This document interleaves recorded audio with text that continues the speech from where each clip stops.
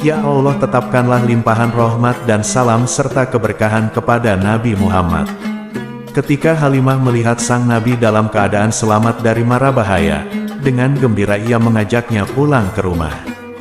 Kemudian Halimah menceritakan kejadian itu kepada sebagian peramal dengan mengulang-ulang cerita tersebut kembali. Kemudian sang peramal bertanya kepada Nabi, "Wahai anak dari negeri sumur Sam-Sam, Makom Ibrahim, Rukun Yamani dan Baitul Haram, apakah engkau menyaksikannya dalam keadaan jaga ataukah tidur?" Nabi menjawab, "Demi kehormatan Raja yang Maha Mengetahui, aku menyaksikan para malaikat itu dalam keadaan terjaga. Dan aku tidak meragukan kejadian itu dan tidak pula mataku saat itu terhalang." Sang peramal itu pun berkata, "Bergembiralah engkau nak, engkaulah pembawa panji-panji kemenangan. Kenabianmu menjadi kunci penutup para nabi. Malaikat Jibril akan datang kepadamu. Dan di atas hamparan alas yang suci akan engkau peroleh firman Tuhan, yang Maha Agung.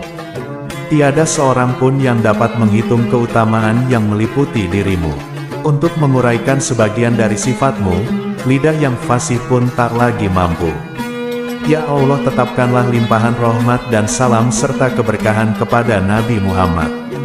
Nabi Muhammad adalah sebaik-baik manusia dalam penciptaan dan budi pekerti, dan orang yang paling suka memberi petunjuk ke jalan yang benar.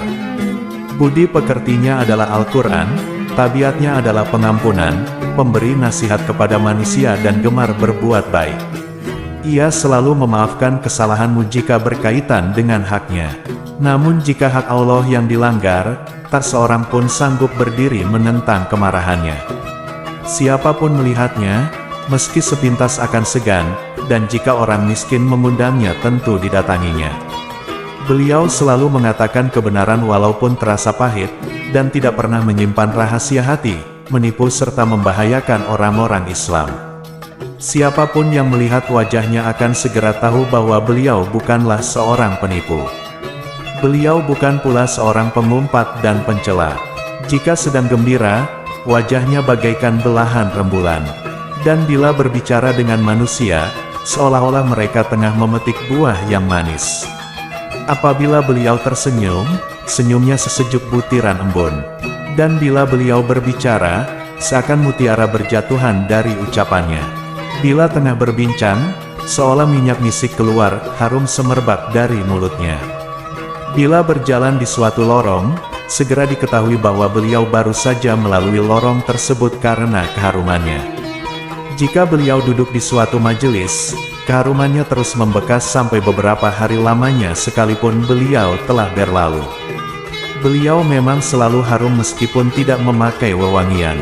Ketika berjalan di antara sahabatnya, beliau laksana bulan di antara bintang-bintang yang gemerlapan. Dan bila berjumpa dengannya di malam hari, pancaran cahayanya membuat orang-orang seolah-olah tengah berada di siang hari. Dan Nabi Shallallahu Alaihi Wasallam adalah orang yang paling pemurah meski dibandingkan dengan angin yang berembus. Beliau juga selalu berkasih sayang terhadap anak yatim dan para janda. Sebagian orang yang mencitrakan beliau berkata, "Belum pernah kulihat seseorang yang berambut hitam, berpakaian merah, dapat melebihi ketampanan Rasulullah Shallallahu Alaihi Wasallam."